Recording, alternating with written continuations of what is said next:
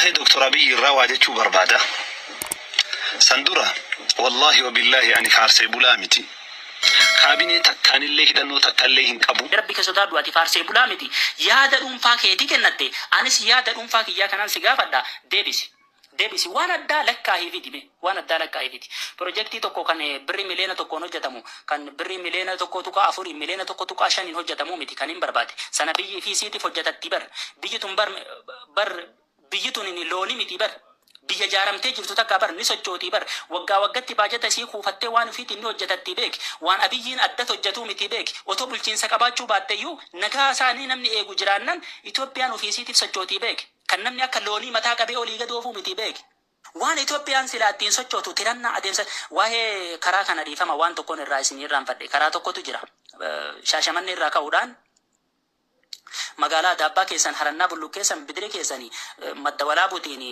nageellee Booranaatti fullaa jedhamee yeroo wayyaanee sana waggaa lama keessatti xumuramuudhaaf waliigaltee irra gaame waggaa lama qofa keessatti yeroo sanatti lammiileen karaa kanarra jiraatan keessatti hojjettoonni mootummaa aanaa Harannaa Bulluu keessa jiraatan Dalloomannaa keessa jiraatan Daabbaa keessa jiraatan hanga kunnoo Shaashamanneetti mindaa isaanii otoo hin argatin waan ji'aan isaan argatanirraa achi kennatanii karaa tunuu bahaaf nuti misoomneedhaaf amman tanaa wanniin sun yoo xiqqaatee waggaa 10 deemaa jira misoomni sun erga abiyyiin dhufee gufatee achitti hafee jechuudha. Kan silaa sochoofataa jiru akka abiyyiin akka paartiin bilisiginnaa aangootti dhufeen wanti sun gufatee har'ayyuu wanti hojjetamee jiru karaa san ummanni sun abdii qofatti hafee jechuudha. Mallaqa isaa itti dhabee nafneef saamamee jireenya isaa guutuu akkasitti hafee wanna ta'ee jechuudha. Wanti addaa dhugaa dubbanna taanaan Itoophiyaan erga paartiin bilisiginnaa aangootti dhufe ni badhaate yoo jenne soba dhugaarraa fagaate ni mancaate malee waan isin silaa bakkaan ga'attu waamee harka qabee abiyyi. dhugaa dubbanna taanaan. Kuma argarraa dubbachuu barbaada. Dr. Abiy Ahmed biyyateen tana keessatti lolli meeqa osoo jiru waa hedduu hojjetaatiin hin jira. Akkuma biyyaatti as deebi'ee akka Baaleetti ammootu homa ajaa'ibaati. Uummanni Baalee kuni nyaachisuu malee nyaateen beeku jirana. Bareechisuu malee ofii bareedeen beeku mootummoota kamuu keessa. Kennuu malee isaaf kennameen beeku isaaf waa hojjetameetiin hin beeku. Uummanni Baalee kun sila yeroo hedduu ispaaltiin agarree isin takkaa jettan wallahi uummanni ispaaltiin agarre. Yoo isin karaa Finfinnee wata deemu arge malee ispaaltiin agarre hin beeku irra. Ispaaltii isin amma agaafraan dalagamee waa beebu'e. Ka asii dallumannaan dalagamaatiin hin jiru. Ka soofu marka dalagame. Ka isin karaa gaasaraa ka itti jiramu. Argeen beeku uummanni. Ummata mootummaa isarraa waa fudhatu malee mootummaa isaaf waa kennu uummanni argeen beeku. Kanaaf Dr. Abiy Ahmed wanni inni dalage waa guddaadha. Jara nagammoojjii Baalee kana keessatti waan addaati wanni dalagame. Sawweena kana yoo dheete jallisii addaa kaagam gahu akkasitti qaban uummanni barana irraa dhugaatiin hin bahe. Araayituu keessatti akkasi dallumannaa kanaan akkasi. Ummata kanaaf waa godhe wanni uummanni gammaduuf wayita dhugaa agarre yoo dubbanne faarsee bulaan jedhina wallahi faarsee bulaa miti'an hidhannoo takka waan hin qabneef jechuun nama tokkoon. Ammas waan isin ajaa'ibsiisu keessaa beengadda dhufe keessa Dr. Abiy Ahmed abbaa duulaa Junaydii Saaddoo qabatee dhufe. Uummanni kunillee uummata biyya tanarraa ifaajee qabu. Junaydii Saaddoo yuunivarsiitiin madda walaabuu sababa isaa gad dhaabate. Hospitaalli roobee kuni akkas.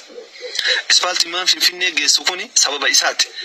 Waan isin jalqabdan anillee hin dhaabne galmaan gahaatiin jira jechuu akka waan itti mul'isuuf fideeti. Waan guddaa hojjetaatiin jira jechuu.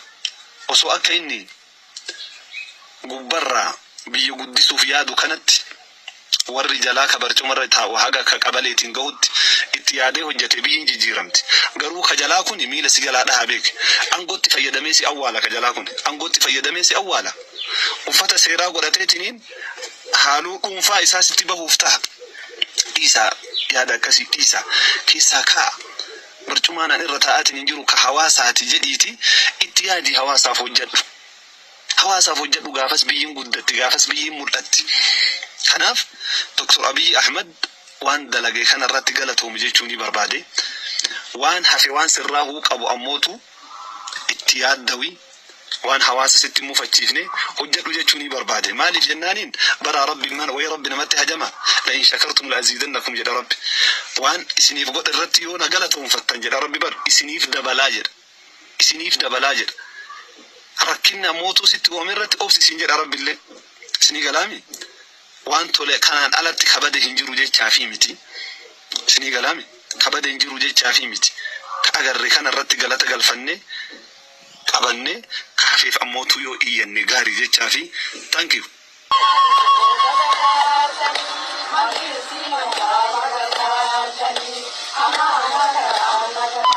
Baadin biyya jaalatamudha. Soofumar garuu adda. Soofumar misoomnaan biyyi kun galii guddaa argatti. Seenaan keenya hin ba'a.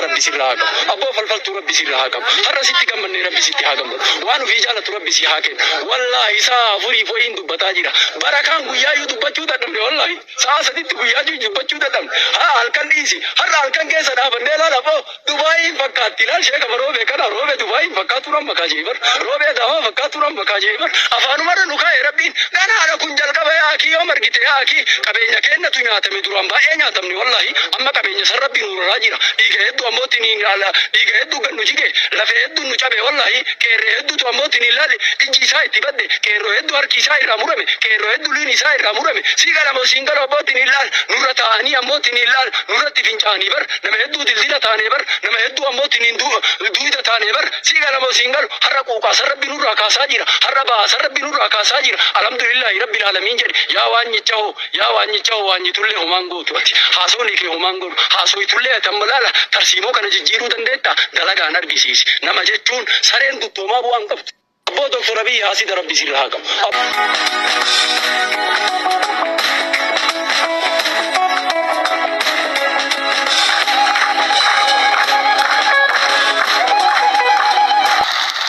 وقا افردرا بكا كان رفني هوجي كان يوجر قبسيس بالين قمات نبي كناف قمات بي كان يقوداف عرسان نكفلف إثيوبيان وان غاتي باليف لاچو هندندين إثيوبيا تاتي تفوندندي سو جدين توري مالي فوجتن بيكس ميدا غاتي بيكس متساتين إيقامي ألوتاتي چاو دندو ترسيسو دندون قف وان دكسيو جدني كفلتي متي galata ummataaf galchuun baay'ee murteessaa ture. Kana gochuu dadhabuu keenyaaf akka mootummaa Itoophiyaatti waggoottan 100 darbeef misooma akkasii baaleetti fiduu dadhabuu keenya irraan kan ga'e mootummaa dandeettii ga'umsa mul'ata ija qabu qabaachuu dhiisuu keenyaan baalee duwwaa osoo hin taane Itoophiyaan miidhamtee kadhattuu taatee hafteetti. Baalee misoomsuun ummata Itoophiyaa kadhannaa keessaa baasuun ummata baaleef duwwaa kan hojjetamu miti. Baalee kan dhufneef ummata goota kan ummata si'ataa ummata beekaa ummata goota ta'e madda eenyummaa keenya tiksee kan turse kan ilaaluuf malee abbaa baalee ta'uuf miti jenna. Baalee dhufanii ilaaluun eenyummaa ofii duubatti deebi'anii baruudha. wanti holqa Soofumar keessatti kaleessa laalle guutummaa Afrikaa keessatti abbaan barbaade halkanii guyyaa baateedhaan sakattaa oole argachuu hin danda'u.